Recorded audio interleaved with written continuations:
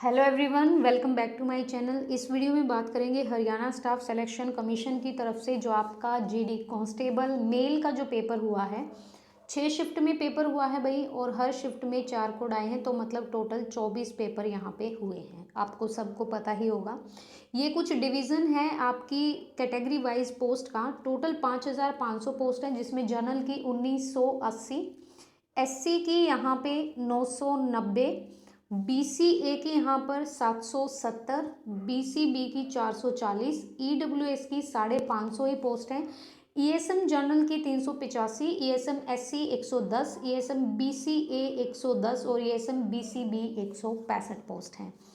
अब यहाँ पर अलग अलग फैक्टर्स होते हैं जो कट ऑफ को डिसाइड करते हैं कि भाई पर शिफ्ट के हिसाब से जो आपका लेवल ऑफ एग्ज़ाम था उसके अकॉर्डिंग किन कैंडिडेट्स ने एक्यूरेसी मतलब एवरेज कितना रहा है उसके अकॉर्डिंग एक तो ये फैक्टर होता है सबसे मेन।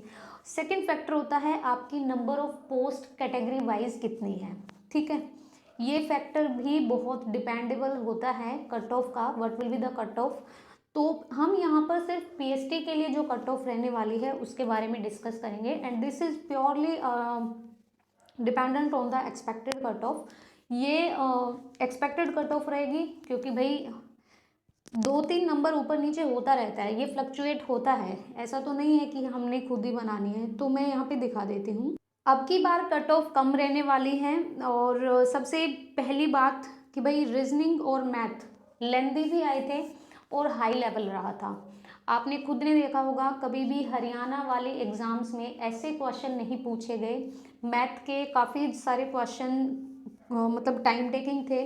तो अब की बार हरियाणा की तरफ से वैसे टाइम बहुत दिया जाता है एग्ज़ाम में, और लगभग सबका 1.5 घंटा या पौने 2 घंटे में एग्ज़ाम पूरा हो जाता है। बट अगर पेपर स्टेटमेंट वाइज लेंदी इतना है, क्योंकि हिंदी के क्वेश्चन भी स्टेटमेंट वाइज ही आए थे। एक दो ग्रामर का क्वेश्चन था, बाकी 3 क्वेश्चन स्टेटमेंट के थे। साइंस से जोलॉजी सेक्शन से आपसे काफ़ी क्वेश्चन पूछे गए। ऑर्थोपाडा है, और क्या बोलते हैं वो पेरिफेरल है, मतलब काफ़ी सारे क्वेश्चन जो जोलॉजी के लेवल के रहे थे, और ये आपको देखने को मिलेंगे 10th और 11th की एनसीईआरटी में।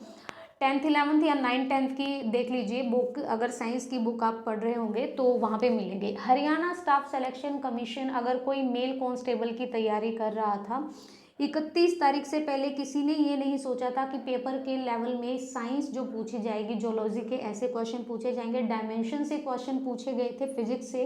केमिस्ट्री का रेशो कम रहा था, लेकिन जोलॉजी और बायो का रेशो ठीक ठाक रहा था।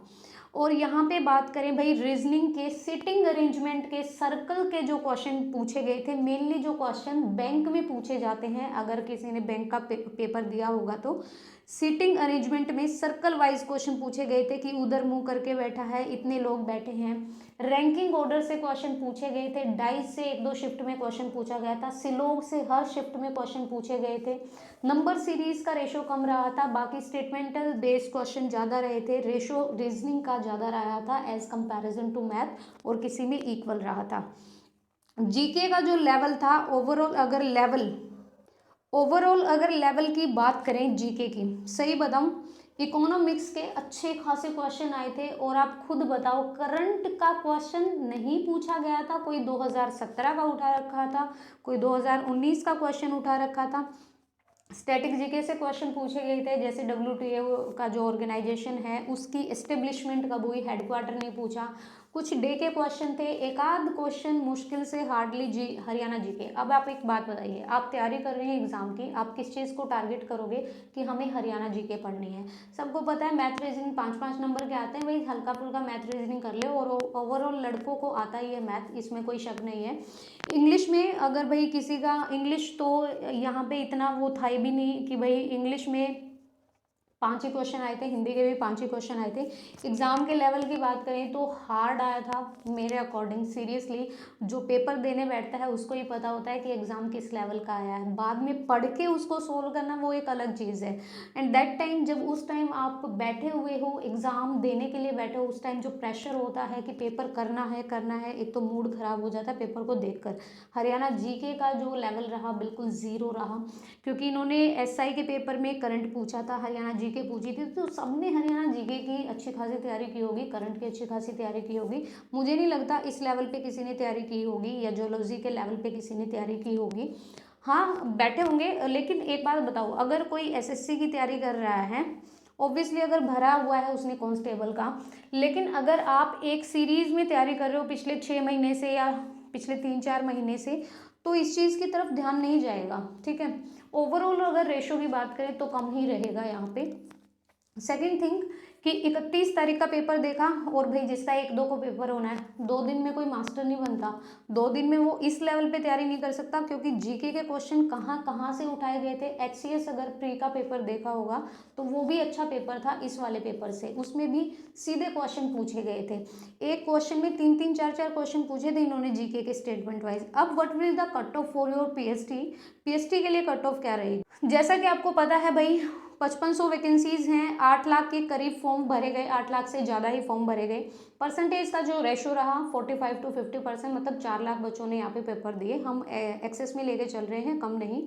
तो यहाँ पर अगर बात करें तो आपके 7 टाइम्स कैंडिडेट को बुलाया जाएगा, मतलब 38,500 ये लगा के चलो, मतलब 40,000 तो मैंने 10% वैसे लिखा है 4 लाख का, तो 38,500 कैंडिडेट्स को बुलाया जाएगा। As per your sheet of category wise, your जो शीट है आपकी, मतलब जनरल की 1900 समथिंग है और 550 के आसपास EWS की है। तो this cut off I think ये मैंने मतलब एक्सेसिव ली है, ज़्यादा ही ली है, कम नहीं ली है। यहाँ पर 54 से 57 अगर जनरल कैटेगरी से बिलोंग करते हो तो I think most probably 99% chance है कि आपका पीएसटी के लिए आएगा, ऑब्वियसली आएगा। और इससे ऊपर भाई इससे 54 मैंने यहाँ पे लिया है। अग्री करते हो तो भाई तो भी कमेंट करना, डिसअग्री करते हो तो प्लीज़ थोड़ा सोफेस्टिकेटेड वे में बोलना कि भाई इतनी जा सकती है, ठीक है।